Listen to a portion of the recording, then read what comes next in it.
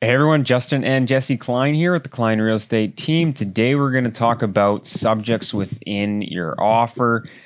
We get this question all the time. We review it with every single buyer and also review it with sellers as we're getting other people's offers. So we want to talk about the subjects that we put in our offers to protect our buyers. We'll start off with the typical subjects for any property, and then we'll end with two subjects for strata properties. So if you're really curious in those, you can skip ahead or you can end the video early if you're not interested in strata property.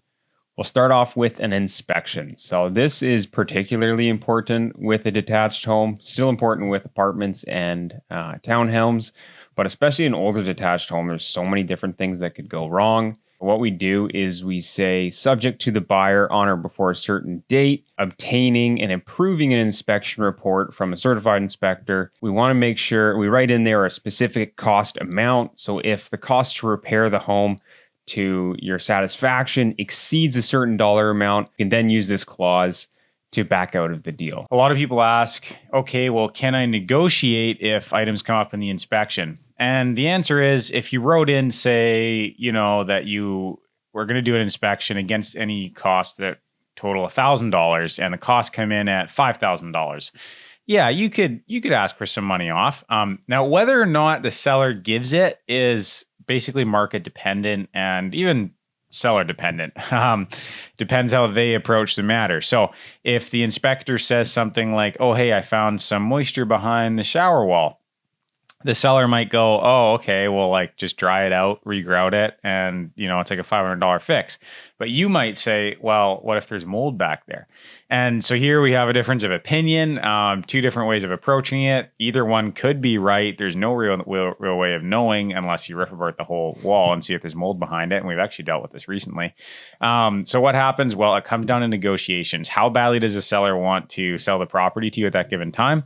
Or if they feel like they have somebody else waiting in the wings, they could just say no, and then you don't get any money off, or maybe you get $500. So at the end of the day, the short answer is it all comes down to the negotiation, and you can ask for however much you want off due to the inspection, but it all depends on what you can actually negotiate with the seller. We're going to do a full video on inspections because it's a very large topic, so feel free to check out that video as well. Another big subject is reviewing the property disclosure statement. Not everybody fills out a property disclosure statement. They only fill it out if they've lived at the property usually.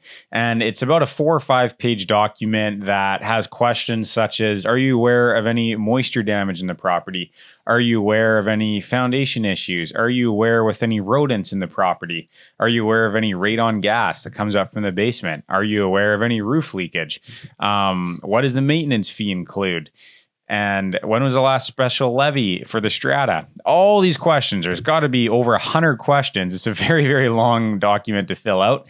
And the purpose of that is so that the buyer can be made aware of the most possible issues about the property without having to go through and do their own due diligence to the extreme degree, right? Obviously, you don't rely completely on the property disclosure statement. You still want to do your own inspection, but it does form a part of the contract. It gets incorporated into the contract, and those seller statements are now enforceable in the sense that if they said, hey, there's no rodents in the property, and then you move in and there's droppings all over the floor, it's like, okay, guys, obviously there's rodents here. You can see the droppings. They're running around. Now, if the droppings were in the crawl space, maybe the seller just never knew about it, and that's fair.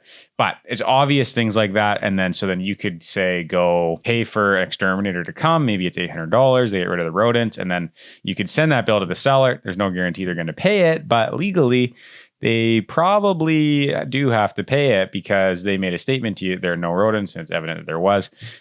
So that's kind of how the property disclosure statement works. It's supposed to give you peace of mind about the property and some enforceable statements from the seller. Now, of course, sellers hate filling it out.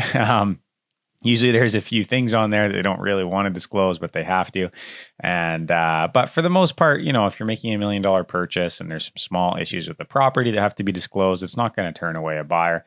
For the most part, everybody knows they're buying used real estate. It's going to have a little bit of work that has to be done to it. So the subject that most people know about already is the subject to financing. Of course, this is extremely important. You don't want to purchase a home and then, realize a few days later that you can't actually get a mortgage for it.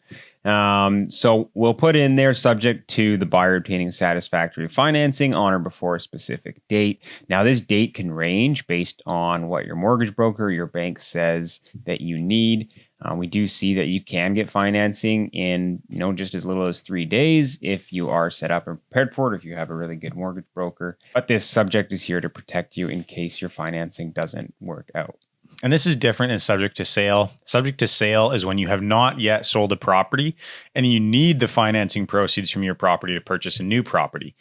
And so usually what you do then is maybe you have your property on the market, or maybe you don't, but you see something you really like. So you go out and you write an offer. You say, hey, Mr. Seller, Mrs. Seller, I will buy this property at this price in these terms if the property that I own sells.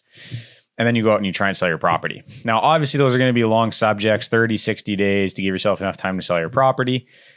But the problem is no seller in their right mind is going to accept that offer unless it has a bump clause. And that means that within 48 or 72 or 24 hours, if the seller receives another offer, they can then bump your offer. They say, hey, look, we received another offer. You have 24 or 48 hours to remove all your subjects, even if you haven't sold your house. Otherwise, you're gone. And then, most people, unless they've actually sold their house, aren't going to just go ahead and buy that one now without selling their other one. So then they get kicked out. They don't have the deal anymore. A new buyer comes in and buys the property. So it's a little bit of like a false security thing. It's like, oh, I've bought this property, but not really. If somebody else comes along, they can just bump you out of the way. And the other problem with subject to sale is that you actually end up paying usually more than the seller would accept if it wasn't subject to sale, because it's kind of like a women fancy. Oh, if I sell my property, I'll buy it. And sellers don't really love that. So they make you pay a little bit more.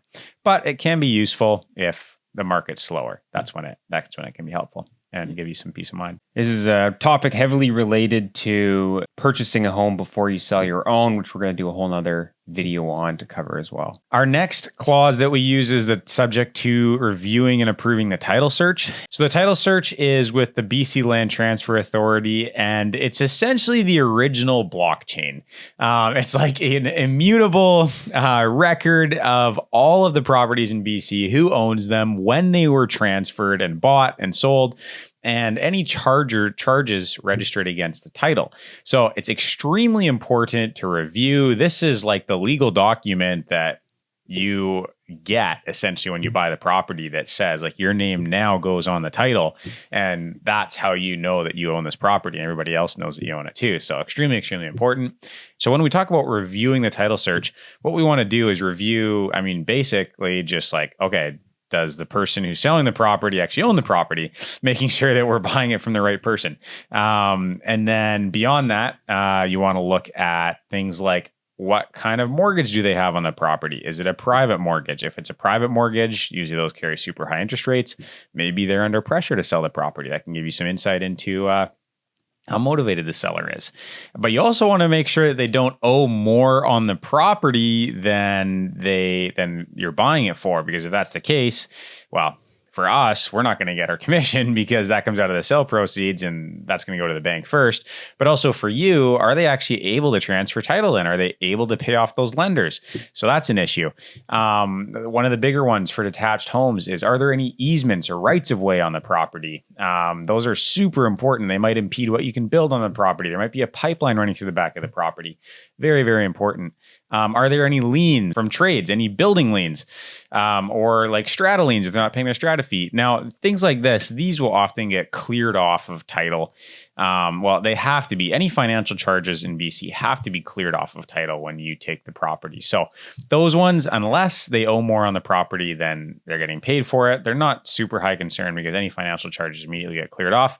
But any other charges go with the property, and that's like the building schemes that say what you can do with the property, any easements, any rights of ways, things like that. Another big one to watch out for is whether there's a duplicate indefeasible title. And if there is, that means that out there somewhere is another copy of the title search that isn't held with Land Title's office. And this is common back in the day. The banks would take this if they got a mortgage.